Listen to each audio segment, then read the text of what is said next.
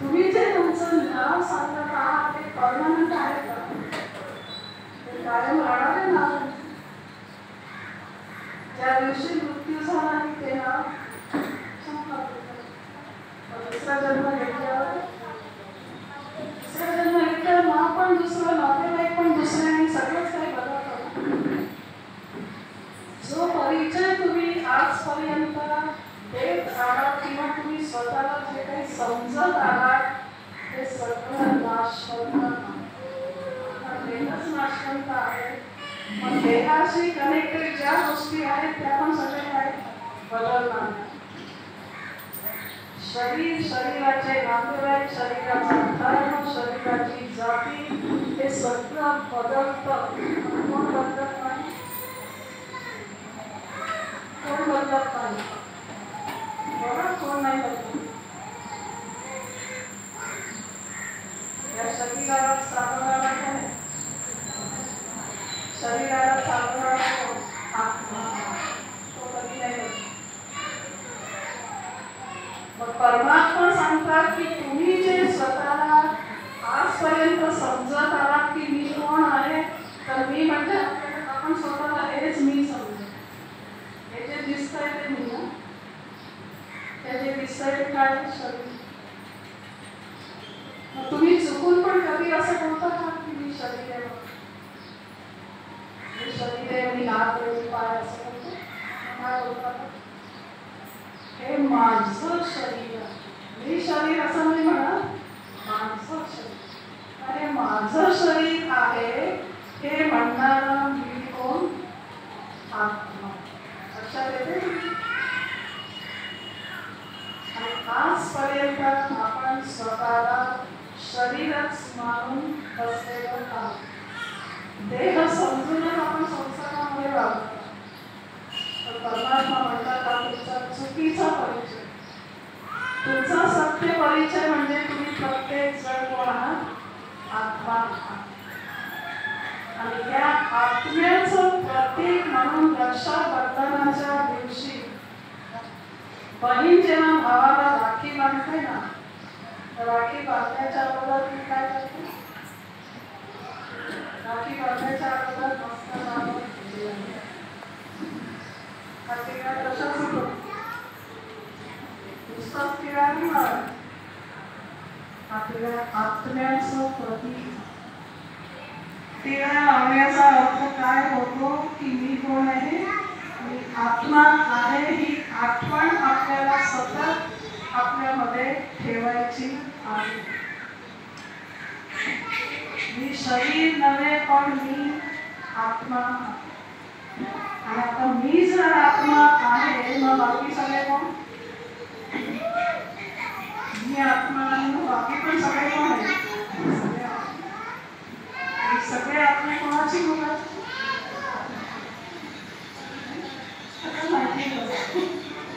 सर्व आत्मे एका परमात्म्याची आपण मुलं आहोत. मान्य आहे की नाही? तर परमात्म्याची जर आपण मुलं आहोत म्हणजे तो आपला कोण? तो आपला बाप आहे. आणि मग मी जर विचारलं की त्या बापाची ओळख काय?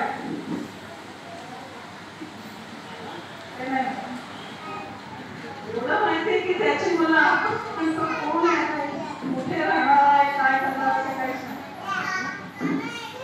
म्हणून बाबाची ओळख करून घेण्याच्या अगोदर आपल्याला स्वतःची ओळख करून घ्यायची आहे की मी हा देह नसून मी एक आत्मा आहे. हे शरीर म्हणजे माझं एक वस्त्र आहे. हे शरीर फक्त संसारामध्ये कर्म करण्यासाठी मिळालेलं एक साधन आहे. पण ह्या शरीराद्वारे प्रत्येक कर्म करणारा कोण असतो? डोळ्याने बघणारा कोण? आत्मा. तोंडाने बोलणारा आत्मा. कानाने ऐकणारा आत्मा. निघून गेला त्या सेकंदामध्ये शरीर करता काय? हालचाल करू शकतो. आत्मा असेपर्यंतच त्या शरीराला व्हॅल्यू आहे, त्या शरीराला किंमत आहे. कुठलाही व्यक्ती तुमचं किती पण प्रिय असू दे, कोणताही व्यक्ती किती पण सुंदर असू दे, पण आत्मा जर निघून गेला, त्या शरीराला तुम्ही घरामध्ये सांभाळून ठेवणार आहे? किंमत कोणाला होती? किंमत आत्म्यामुळे शरीराला. पण आज आपलं लक्ष आत्म्यावर नाहीये, आपण सर्वांना काय बघतो? शरीरच बघतो. हा काळा, हा गोरा, हा सुंदर, हा गुरु, हा असा.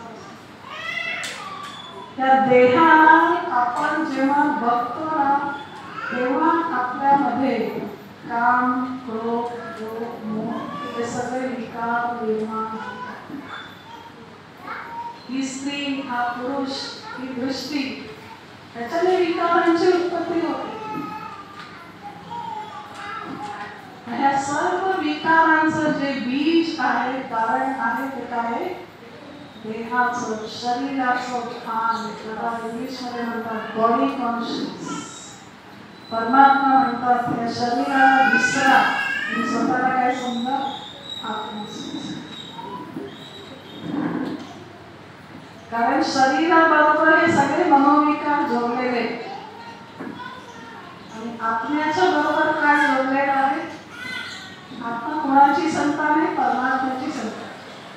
म्हणून आत्म्याच्या बरोबर आत्म्याचे किंवा परमात्म्याचे गुण जोडलेले. म्हणून परमात्मा सांगतात की तुम्ही सर्वांना काय बघा. एक छोटंसं उदाहरण मी तुम्हाला देते. की समजा की एखाद्या नाटकामध्ये तुम्ही काम करता, त्या नाटकामध्ये तुम्हाला एखादी भूमिका दिली. समजा तुम्हाला एखाद्या राजाची, एखाद्या राणीची किंवा कोणती पण भूमिका दिली. आता जेव्हा तुम्ही नाटक करायला जाता स्टेजवर, तेव्हा तुम्हाला जी भूमिका मिळाली असेल ती करणार की नाही? ती भूमिका तुम्ही ॲक्युरेट करणार, बरोबर आहे ना? तसं सिनेमाचे जे ॲक्टर असतात, फिल्ममधले ॲक्टर पण त्यांना जी भूमिका मिळालेली असते ते करतात. पण ते करत असताना ते स्वतःला विसरतात. स्वतःला विसरतात. एखाद्या ॲक्टरला, तसं अमिताभ बच्चन, कुली पिक्चरमध्ये त्याला कुलीची भूमिका होती.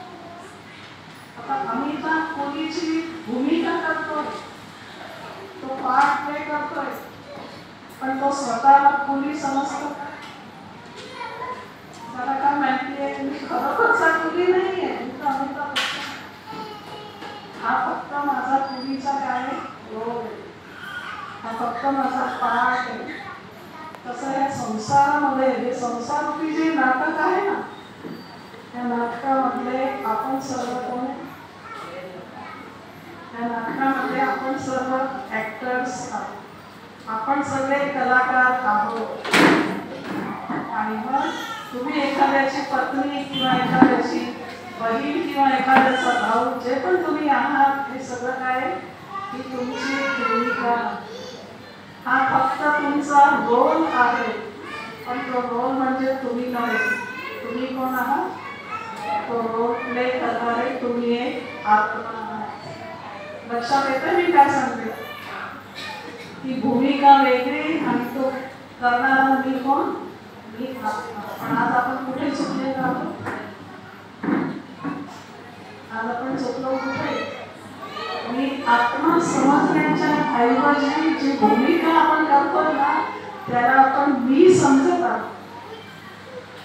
आणि त्यामुळे आपल्या जीवनामध्ये, त्याच्यामध्ये आज ह्या नाटकामध्ये आपण फसून गेलो आणि म्हणून आपल्या जीवनामध्ये दुःख आणि अशांती. आपण सर्व आत्मे एक पिता परमात्म्याची संतान आहोत. मग आत्म्यामध्ये कोणते गुण आहेत? आत्मा जर परमात्म्याची संतान आहे, तर आत्मा कसा असायला पाहिजे? परमात्मा सांगतो जसा मी आहे तुम्ही पण कसे आहात? माझ्यासारखे. जैसा बाप वैसा बच्चा. बरोबर ना? पण त्या बापाला आणि स्वतःला आज आपण विसरलो. त्यामुळे ह्या कलियुगामध्ये तर हा टिळा आपल्याला कुठला संदेश देतो की मी कोण आहे? आत्मा. कसा आत्मा? क्रोधी आत्मा आहे, लोभी आत्मा आहे. मी एक शुद्ध आणि पवित्र आत्मा, मी शांत स्वरूप आत्मा, मी प्रेम स्वरूप आत्मा, मी पवित्र स्वरूप आत्मा, मी सुख स्वरूप आत्मा आहे, मी आनंद स्वरूप आत्मा. हे सगळे आत्म्याचे वेगवेगळे काय गुण आहेत. भगवंताच्या घरून या संसारात तुम्ही आला, काय पुन्हा आला, काय घेऊन आला तो बरोबर, आणि जाताना काय घेऊन जाणार हे सर्वांना माहिती आहे. काही घेऊन आलो पण नको आणि घेऊन जाणार पण नाही. पण तरी या संसारामध्ये तुझं तुझं, माझं माझं, मी असं आणि हे ती सांगते. परमेश्वर म्हणतो इथे तुझं खरं पाहिलं तर काहीच नाही, हे तुमचं काहीच नाहीये, सगळं इथेच टाकून जावं लागणार. मग कसला मोह तुम्ही करता? तुम्ही संसारामध्ये राहा, संसारात राहणं वाईट नाहीये, पण कसं राहा संसारामध्ये? परमेश्वर उदाहरण देतो की संसारामध्ये राहून कमळाच्या फुलासारखं.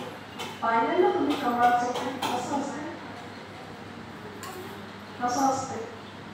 कमळाचं फूल चिखलामध्ये उगवते पाण्यात, पण ते नेहमी चिखलापासून उगवत असते. तेव्हा तो चिखल स्पर्श नाही करत. तुम्ही पण संसारामध्ये राहा, पण कसे राहा? हा जो चिखल आहे सगळा तुझा माझा हे सोडाच नाही. तुमचं जीवन तुम्ही शुद्ध बनवा, हा संदेश रक्षाबंधनाचा उत्सव आपल्याला मिळतो. आणि म्हणून बहीण टिळा लावून झाल्यावर आपल्या भावाच्या हातावर राखी बांधते. ही राखीचा हा जो धागा आहे ना, हा धागा म्हणजे एक प्रतिज्ञा आपल्याला करायची स्वतःची.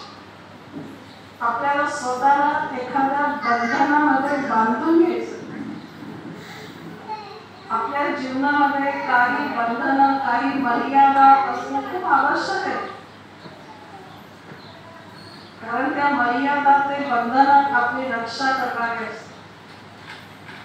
रामायणचं उदाहरण तुम्हाला माहित असेल. सीतेला रावणाने कशी पळवली? काय झालं? सीतेने कोणती चूक केली? लक्ष्मण रेषावर. लक्ष्मण रेषा काय होती? एक उदाहरण आहे की लक्ष्मण रेषा म्हणजे आपल्या जीवनामध्ये एक मर्यादा आहे. या मर्यादांचं उल्लंघन केलं ना तर, आणि ती सर्वात मोठी मर्यादा परमात्मा म्हणतात की तुम्ही तुमचं मन, वचन आणि कर्म या तिघांना तुम्ही शुद्ध बनवा. या तिघांची पवित्रता खूप आवश्यक आहे. तुमच्या मनामध्ये विचार नेहमी कसे असायला पाहिजे? आपल्या मनामध्ये कधीच कोणत्याही आत्म्याविषयी कोणती पण वाईट भावना ठेवू नका.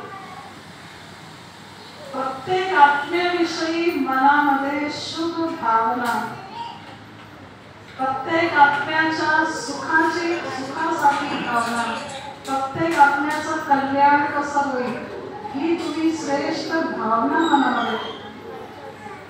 तुमच्या मनामध्ये शुद्धी असेल ना तर तुमचं मन शांत, तर तुम्ही जीवनामध्ये सुखी राहा. आपण जर दुसऱ्याचं वाईट चिंतन केलं तर आपला तरी चांगलं होणार. तुम्ही जसं दुसऱ्यासाठी चिंतन कराल ना तर दुसऱ्याच्या मनात पण तुमच्याविषयी तसेच विचार.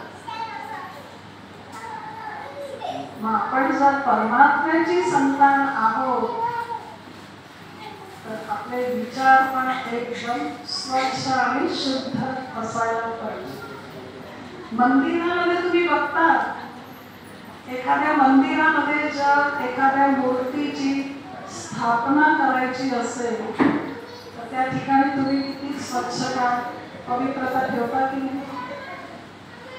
दिवाळीमध्ये तुम्हाला लक्ष्मीचं आवाहन करायचं असेल तेव्हा पण तुम्ही सगळी साफसफाई करता. एक दगडाची मूर्ती, पण त्या मूर्तीला सुद्धा किती स्वच्छता आणि शुद्धी लागते. मग आपल्या मनामध्ये जर परमेश्वराचं ध्यान आपल्याला करायचं असेल, आपल्या मनात ईश्वराला जर बसवायचं असेल तर ते मन कसं असायला पाहिजे? ते मन किती शुद्ध असायला, स्वच्छ असायला. म्हणून परमेश्वर म्हणतो की मनामध्ये कधीही कोणाचं वाईट चिंतन नका. समोरचा व्यक्ती कसाही असो, किती पण वाईट असो, पण तो वाईट आहे म्हणून तुम्ही वाईट नका. ते मन नेहमी आपलं निर्मळ, शुद्ध, पवित्र. दुसरं आपली वाणी, म्हणजे जे आपण बोलतो ना, असे शब्द तुम्ही बोला तोंडातून दुसऱ्याला दुःख होईल, कोणाला वाईट वाटेल किंवा काय म्हणतात एखाद्या व्यक्तीला फार असं हे होईल, असं तुम्ही बोलू नका. आपण परमात्म्याची संतान आहोत, मग आपलं वागणं कसं असायला पाहिजे?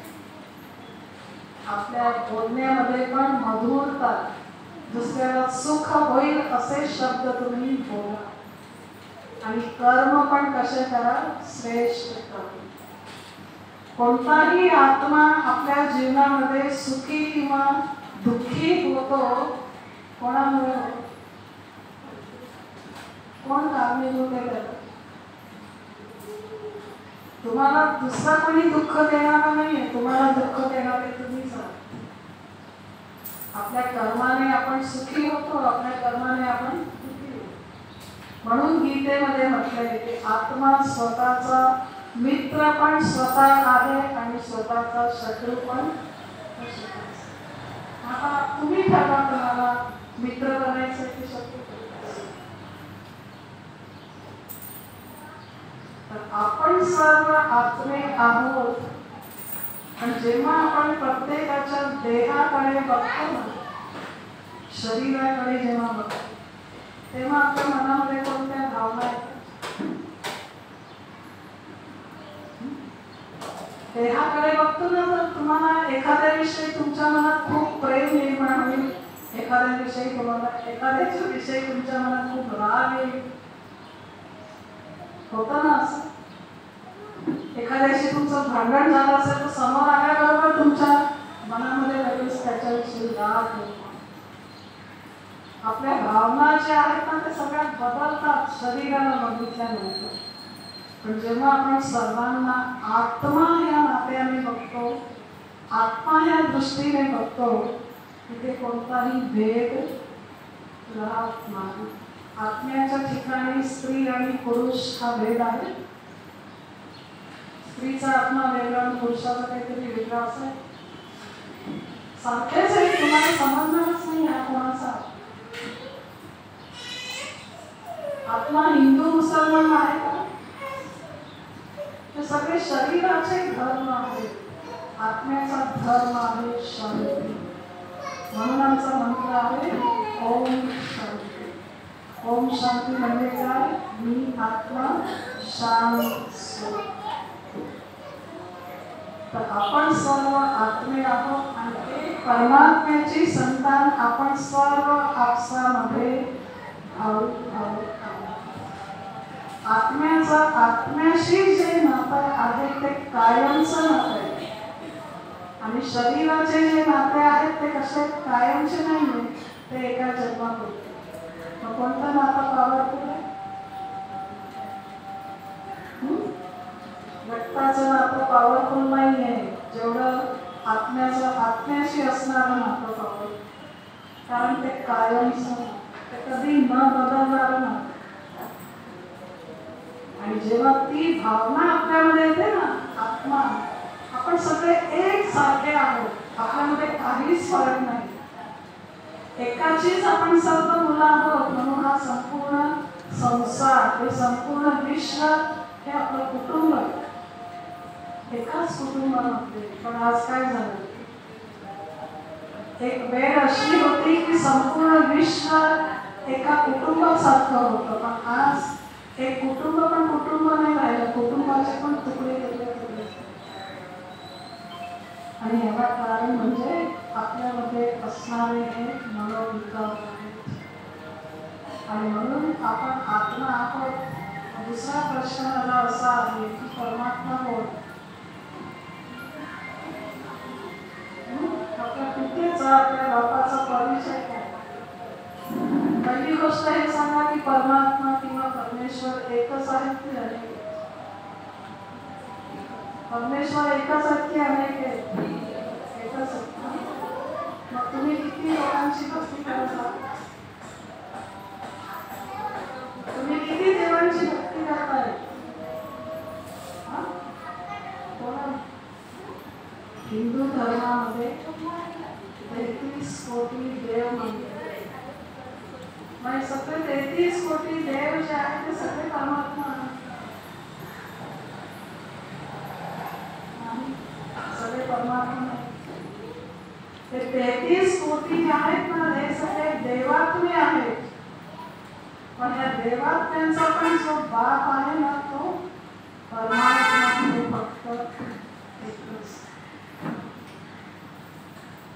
आणि तो एक कोण आहे ही ओळख आपल्याला असायला पाहिजे. ती ओळख आज आपल्याकडे नाहीये. म्हणून आपण मंदिरामध्ये जाऊन काय करतो, एखादा राजाचा मुलगा जर असेल तर तो रस्त्यावर भीक मागेल का? राजाचा मुलगा भीक मागणार? त्याला माहिती आहे माझ्या बापाकडे एवढी प्रॉपर्टी, कशाला भीक मागणार? पण असा मुलगा जर भीक मागत असेल तर लोक काय म्हणतील, त्याच्या बापाशी काहीतरी नातं तुटलंय किंवा काहीतरी.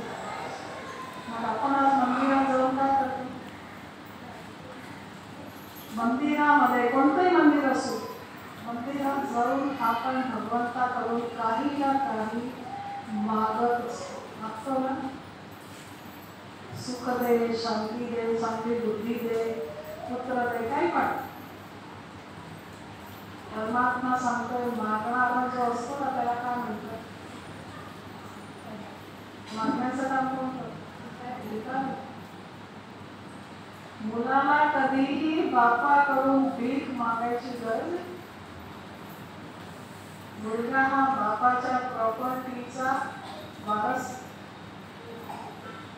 मग आपण आज भीक मागत आहोत देवळामध्ये, त्याचा अर्थ की आपल्या बापाशी संबंध कुठेतरी तुटलेला आहे. तुटलेला म्हणजे आपण त्याला ओळखत नाही. तो आपला पिता परमात्मा कोण हा? प्रत्येक धर्मामध्ये हे मानलेलं आहे की परमेश्वर हा निराकार. निराकार, निराकार शब्दाचा अर्थ काय होतो? निराकार म्हणजे ज्याला आपल्यासारखा शरीराचा आकार नाही, ज्याला देहाचा आकार नाही. आपल्या 33 कोटी देवांना शरीर आहे की नाही? 33 कोटी देवांना शरीर आहे की नाही? प्रत्येकाला देहाचा आकार. देहाचा आकार आहे म्हणजे ते जन्म आणि मृत्यूच्या चक्रामध्ये फिरत असतं. पण परमात्मा जन्म आणि मृत्यूपासून तो अलिप्त आहे, म्हणून त्याला शरीर नाही. मग तुम्ही सांगा की अशी कोणती मूर्ती आहे ज्याला शरीर नाही? तुम्ही जेवढ्यांची पूजा करता ना, त्याच्यातून कोणती अशी मूर्ती आहे ज्याला शरीराचा आकार नाही? कोणाची मूर्ती अशी? बोला. शिवलिंग. शिवाची पिंडी पाहिली ना, त्याला आहे कुठे देहाचा नाक कान डोळे कशी, कारण तो निराकार. त्या शिवाचे कोणी आई वडील नाहीये, तो स्वयंभू आहे आणि तो आपल्या सर्व आत्म्यांचा बाप. एक छोटस उदाहरण मी सांगते की एक राजा असतो एका ह्याच्यामध्ये आणि तो राजा खूप दान करणारा असतो. दिवसभरात त्याच्या दरबारामध्ये जेवढे लोक येतील ना तर प्रत्येकाला तो काही ना काही देणारच, हा त्याचा नियम होता. कोणताही व्यक्ती त्याच्या दरबारातून खाली हात कधीच परत नाही. तर एक ब्राह्मणांना रोज यायचा दान देण्यास.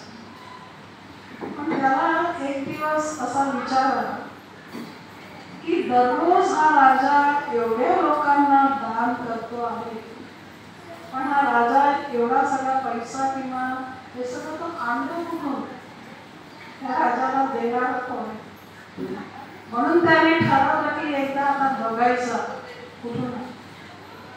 एकदा तो ब्राह्मण पहाटे सकाळी सकाळी त्या राजवाड्यामध्ये, तर तिथे त्या राजवाड्यामध्ये हे असतात ना पहारा देणारे, त्यांनी त्याला अडवलं, कुठे चालले तुम्ही सकाळी. राजा तर आता पूजेला बसले.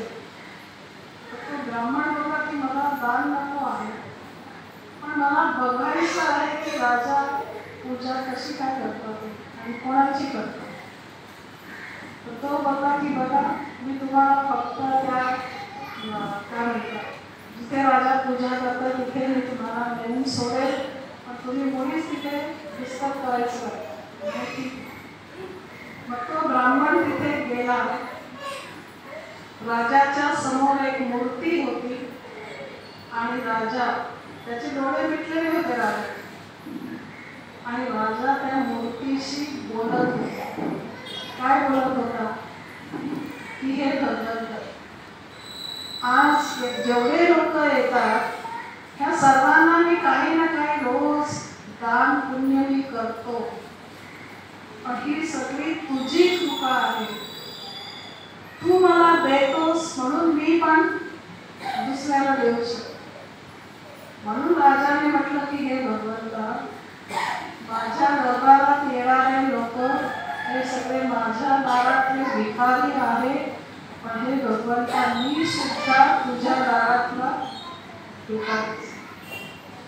हे वाक्य जेव्हा त्या ब्राह्मणाने ऐकलं ना तर तसाच मागे पडला. त्याला असं वाटलं अरे हा राजा पण भिकारी आहे, तर आपल्याला देऊन किती देणार. त्यापेक्षा आपण डायरेक्ट परमेश्वराकडून का घेऊ नये, जसं राजाला देतो तो आपल्याला पण देऊ. असं करून तोच मागे फिरला. मग जाता जाता त्याच्या मनात विचार आला की अरे राजा कोणाची पूजा करत, त्याच्यासमोर मूर्ती कोणाची होती. तर त्याला आठवलं की राजाच्या समोर हनुमानचा. म्हणजे त्याने ठरवलं की आता हनुमान करून राजाला मिळतं आणि राजाला आपल्याला. मग त्या ब्राह्मणाला असं विचारलं पण हनुमानला पण देणारा कोण आहे, हनुमानला पण देणारा कोण, कोणाचा भक्त हनुमान, रामाचा. म्हणजे मग हनुमानपेक्षा आपण रामाची भक्ती करू. थोडासा पुढे गेला मग म्हणे अरे पण त्या रामाला पण देणारा कोण. मग त्याला आठवलं की रामाला पण देणारा जो आहे तो शिव परमात्मा. तुम्हाला माहित असेल की रामेश्वर मध्ये श्री रामाने सुद्धा शिवलिंगाची म्हणे आता असं वाया जाण्यापेक्षा आपण डायरेक्ट शिवाची पूजा का करतो. सांगण्याचं तात्पर्य एकच आहे की सर्व आत्म्यांचा पिता एकच निराकार शिव परमात्मा आहे. आणि तो आपल्याला सांगतो की जसं तुम्ही सर्व आत्मे बिंदू आहात, आत्मा दिसत नाही आपल्याला डोळ्यात, सूक्ष्म रूप आहे, तसं परमात्मा हा सुद्धा ज्योतिर्बिंदू स्वरूप आहे. आणि आम्ही त्यांना प्रेमाने बाबा असं म्हणतो. जसं आपण आपल्या वडिलांना बाबा म्हणतो ना, तसं आम्ही त्यांना म्हणतो श्री बाबा.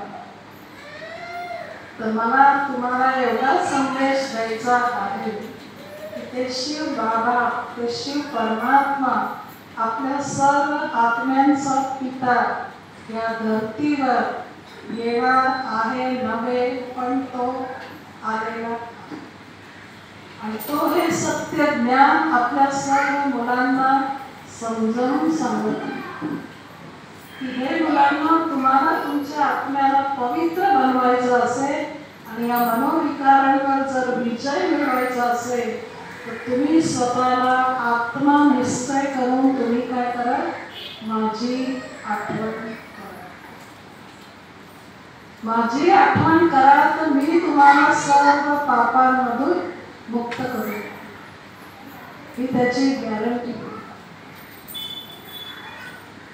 म्हणून असे शिव बाबा सर्व आत्म्यांना पवित्र बनवण्यासाठी या कलियुगामध्ये, या कलियुगाच्या शेवटच्या काळामध्ये तो परमात्मा पिता ह्या धरतीवर आलेला आणि आपल्याला सत्य समजावून सांगत आहे की तुम्ही कुठे आत्म्याचं शुद्धीकरण करण्यासाठी गंगेमध्ये तुम्ही आंघोळ करायला जाता, पण ती पाण्याची गंगा ती आत्म्याचं शुद्धीकरण करेल का?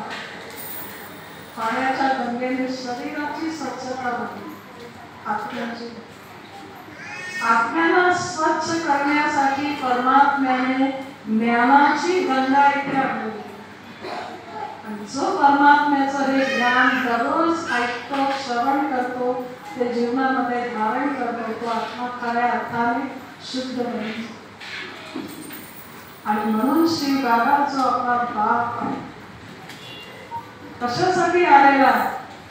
कारण त्याची मुलं या संसारामध्ये खूप दुःखी झालेली, खूप भटकलेली आहेत आणि या सर्वांना दुःखापासून सोडवण्यासाठी स्वतः तो या धरतीवर आलेला. परमात्मा एका साधारण मनुष्याच्या शरीरामध्ये प्रवेश करतो, स्वतःचं हे दिव्य कार्य करत आहे. आणि ज्या मानव देहामध्ये त्यांनी प्रवेश केला त्यांचं नाव त्यांनी प्रजापिता ब्रह्मा असं ठेवलं. म्हणून आमच्या विद्यालयाचं नाव आहे प्रजापिता ब्रह्मा कुमारी ईश्वरीय विश्वविद्यालय, जे विद्यालय स्वतः परमात्म्याने स्थापन केले.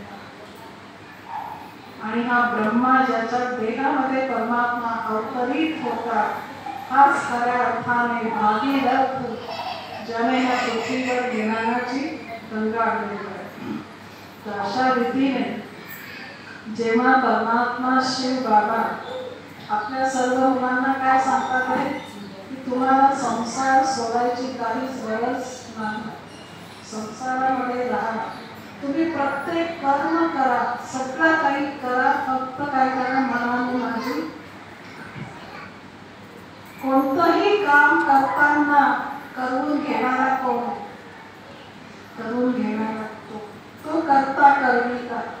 मी करतोय हा मीपणा तुम्ही सोडा. हा तुमच्यामधला अहंकारच तुम्हाला दुःख देणार. पण हे आपण विसरत नाही. आपल्यामध्ये किती मीपणा येतो, किती अहंकार. परमात्मा म्हणतो की सर्व बाजूला करून घेणारा मी आहे. आणि जेव्हा परमात्म्याचा साथ आपण आपल्या जीवनामध्ये घेतो ना, तेव्हा खऱ्या अर्थाने आपल्या आत्म्याची सुरक्षा आपोआप. आणि म्हणून हिंदीमध्ये असं म्हटलेलं गाणं आहे की जिसका साथी है भगवान उसको क्या रोके आंधी और तूफान. संसाराची कुठली पण परिस्थिती त्या आत्म्याचं काहीच बिघडवू शकत नाही, ज्याचा साथी कोण आहे? परमेश्वर. म्हणून श्री बाबा आपल्याला ही राखी परमात्म्याचीच राखी आहे, जी आज मी आपल्याला बांधणार आहे. पण राखी बांधून झाल्यावर भाऊ आपल्या बहिणीला काहीतरी भेट देतो. तुम्ही परमात्म्याला काय भेट देता? तुमच्याकडे भेट देण्यासाठी काय वस्तू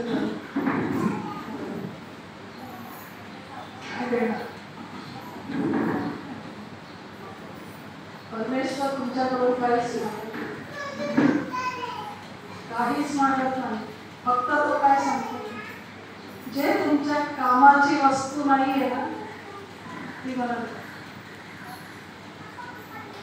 तुमच्यामधले जे दुर्गुण आहेत, तुमच्यामधले जे विकार आहेत, तुमच्यामध्ये जे व्यसन आहे, एखादी वाईट सवय आहे, काहीतरी सोडण्याचा आजच्या दिवशी तुम्ही संकल्प करा.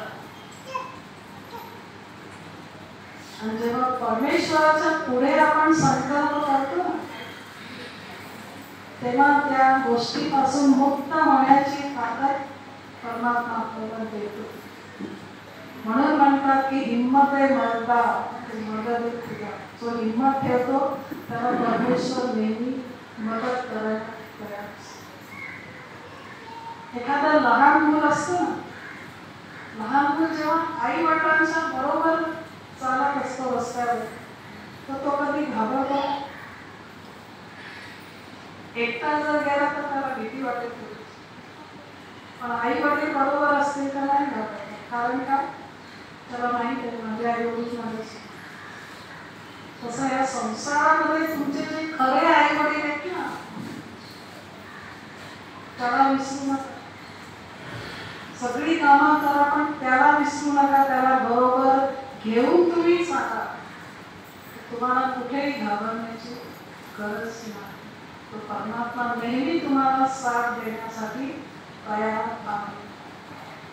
आणि म्हणून श्री बाबा सांगतात की हे तुम्हाला सकाळी उठल्याबरोबर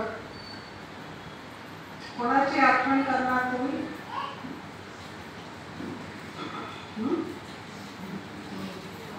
उठल्याबरोबर मोबाईल घेऊन आज सर्वात मोठी बिमारी मोबाईल आहे ना. काय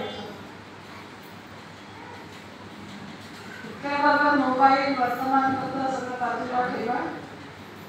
गुड मॉर्निंग श्री बाबा. काय म्हणा? Good morning. परमेश्वराची गुड मॉर्निंग करा. थोडं 5-10 मिनिटं शांत बसून त्याची तुम्ही त्याच्याशी तुमचं मनाचं तुम्ही तार, मनाचं कनेक्शन जोडा. त्या ईश्वराची पावर, त्याची जी शक्ती आहे ती तुमच्यामध्ये प्रवेश करते. तुम्हाला माहित असेल की एखाद्या दिवशी जर तुमची कामं जर बिघडतच असतील दिवसभर, तुमच्या तोंडून काय शब्द निघतात? काय माहिती सकाळी उठून कोणाचं तोंड पाहिलं पण काम बरोबर. श्री बाबा म्हणतात दुसऱ्याची तोंड बघण्यापेक्षा माझं तोंड बघा, माझी हात पण बघा. पहिला नियम हा ठेवायचा. कुठल्याबरोबर 5-10 मिनिटं एकदम शांत. मी कोण आहे? कोण आहे मी? तुमचं शरीराचं नाव विसरून जा. मी एक शुद्ध पवित्र आत्मा, परमात्म्याची मी संतान. आणि मग तो परमात्मा, मी पण एक आत्मा बिंदू आहे. श्री बाबा सुद्धा बिंदू. तो सर्व गुणांचा सागर आहे. हे सगळे गुण ही परमात्म्याची प्रॉपर्टी आहे. त्या प्रॉपर्टीवरती माझा हक्क. तर पहाटे उठल्यावर त्याची आठवण करा. दिवसामध्ये प्रत्येक कर्म करत असताना पण त्याची आठवण करा. आणि स्पेशली तुम्ही महिला आहात, तुमचं महत्वाचं काम घरात कोणतं आहे? स्वयंपाक. तिथे मात्र खास. कारण जसं अन्न तसं मन. अन्नाचा आपल्या मनावरती खूप मोठा परिणाम होत असतो हे लक्षात घ्या. जेवण बनवताना तुम्ही कोणत्या विचारांमध्ये राहून ते बनवत आहात, तुमच्या सर्व विचारांचा प्रभाव त्या अन्नावर पडतो. ते दिसत नाही. आणि ते अन्न जे खाणारे घरातले लोक आहेत ना, मग तो परिणाम त्यांच्यावर पण. तुम्ही हॉटेलमधून जेवण मागवता, त्याच्यामध्ये काय व्हायब्रेशन काय? ते बनवणारे लोक कुठल्या विचारांमध्ये बनवत असतात? त्यांना फक्त पैसा कमवायचा है ना. तुम्ही घरी स्वतः बनवा प्रेमाने तुमच्या घरातल्या लोकांसाठी, तिथे कुठेतरी काहीतरी चांगली भावना करावी. पण जर परमेश्वराच्या आठवणीमध्ये राहून जर तुम्ही बनवलं तर ते जेवण नाही, पण ते जेवण प्रसाद म्हणून. प्रसादाला महत्व आहे ना. प्रसादामध्ये ईश्वराची ताकद. म्हणून जेवण बनवताना कधी पण कोणावर ओरडता क्रोध करता कोणाशी खूप तिकडचं बोलता एकदम मन शांत ठेवून आपण त्या भगवंतासाठी बनवता शुद्ध भावनेने. असं संपूर्ण दिवसाच्या रुटीन मध्ये आपल्याला श्री बाबांची आठवण करायची. तो सतत तुमच्या बरोबर आहे, तो साथ देण्यासाठी तयार आहे. फक्त तुम्ही त्याला विसरू नका, हे लक्षात. जेव्हा आपण अशी दररोज त्याची आठवण करणार तर आपलं जीवन खूप शुद्ध, खूप पवित्र आणि खूप मधुर असं बनत जातं. म्हणून आजच्या रक्षाबंधनाच्या दिवशी जेव्हा तुम्ही पण राखी बांधायला इथे येणार तेव्हा काही ना काही संकल्प श्री बाबांच्या पुढे तुम्हाला करायचा. आला लक्षात. आता आपण फक्त 5 मिनिटं त्या श्री बाबांचं ध्यान करायचं. तुम्ही सगळे सरळ होऊन बसा, शांत बसा. मी फक्त जे पण बोलत जाईल तुम्हाला बोलायचं नाही, पण मी जे तुम्हाला सांगते ना त्याचा फक्त तुम्ही अनुभव करायचा. तसं तुम्ही स्वतःला समजण्याचा प्रयत्न करायचा. ओम शांती.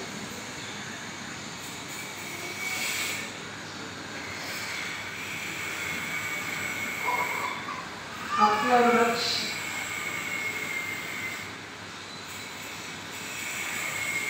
चारी बाजूने काढून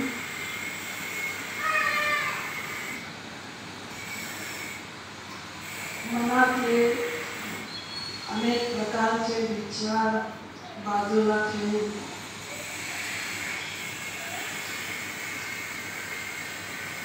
आपलं लक्ष 2 भुवयांच्या मध्यभागी मस्तकामध्ये एकाग्र करा.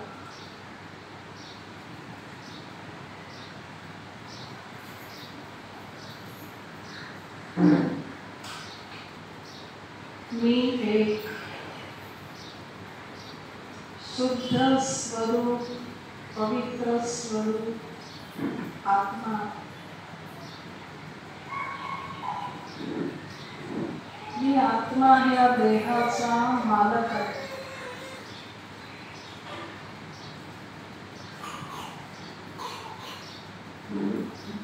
या 2 भुवयांच्या मध्यभागी हिऱ्यासारखा चमकणारा मी अतिशय सूक्ष्म एक तारा.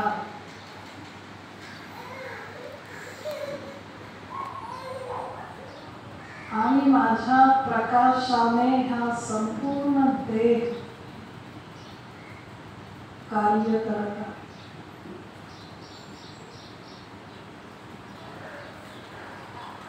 शरीर हे माझं वस्त्र आहे. हे वस्त्र धारण करून मी आत्मा या संसार रूपी नाटकामध्ये माझी भूमिका करत आहे.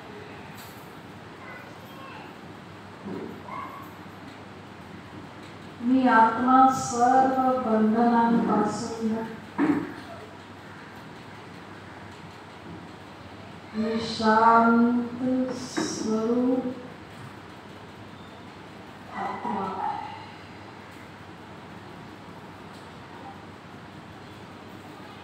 शांती हा माझा स्वधर्म आहे.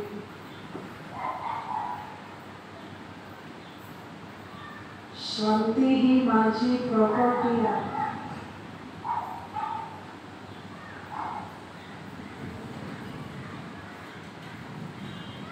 मी आत्मा परमपिता परमात्मा श्री बाबांची संतान आहे.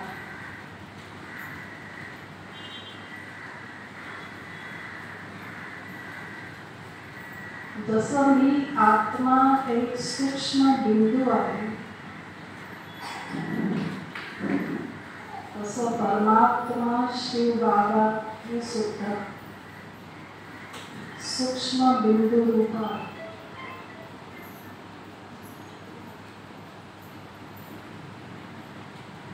मी आत्मा आणि श्री बाबा दोघांचं पण निवासस्थान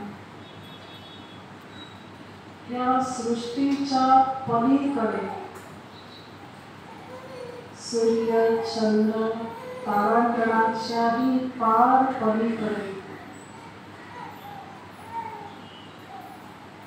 एक लाल सोनेरी रंगाची दुनिया, ज्याला शांती धाम, मुक्ती धाम, निर्वाण धाम, परमधाम असं म्हटलेलं आहे. हे माझं घर आहे.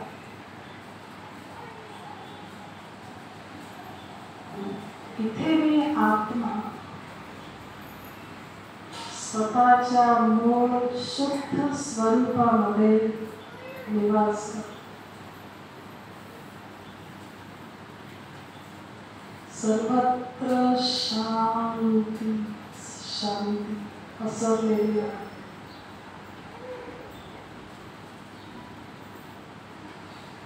ज्याप्रमाणे सूर्याची किरण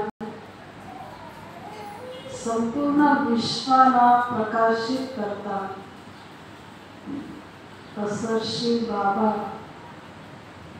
ज्ञान सूर्याची किरणे या घरात पसरलेली आहे.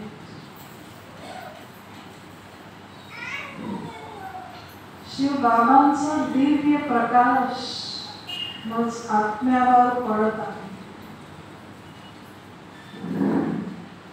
श्री बाबांमधून शांतीची किरणे, प्रेमाची किरणे, शक्तीची किरणे माझ्यावर पडत आहे.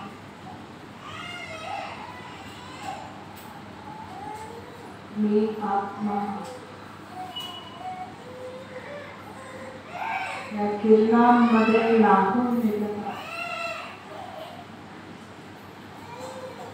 माझं मन एकदम शांत झालं.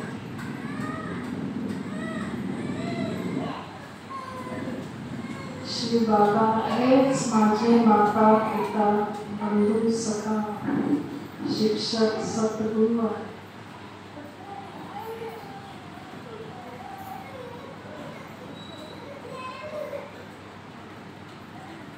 श्री बाबांचं माझ्यावर अत्यंत प्रेम आहे.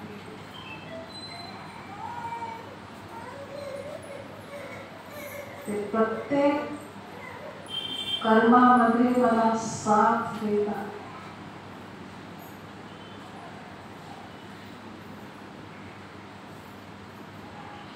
अशा परमात्म्याकडून परमात्म्याच्या सानिध्यामध्ये मी आत्मा शक्तिशाली बनता माझे अनेक जन्मांचे पाप कर्म भस्म होतात.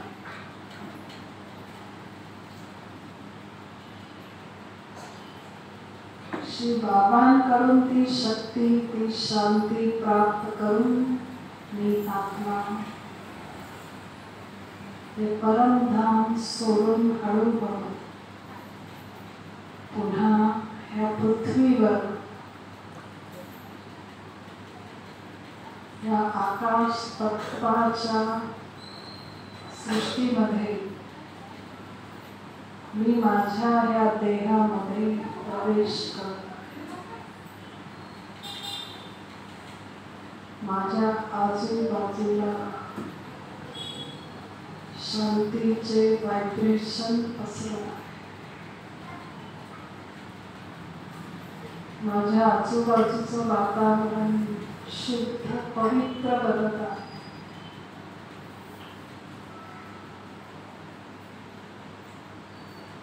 ही ईश्वरीय शक्ती प्राप्त करून मी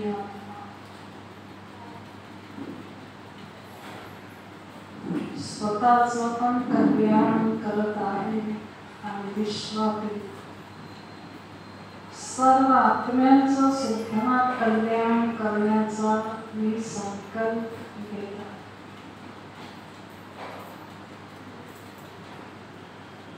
ओम शांती शांती शांती.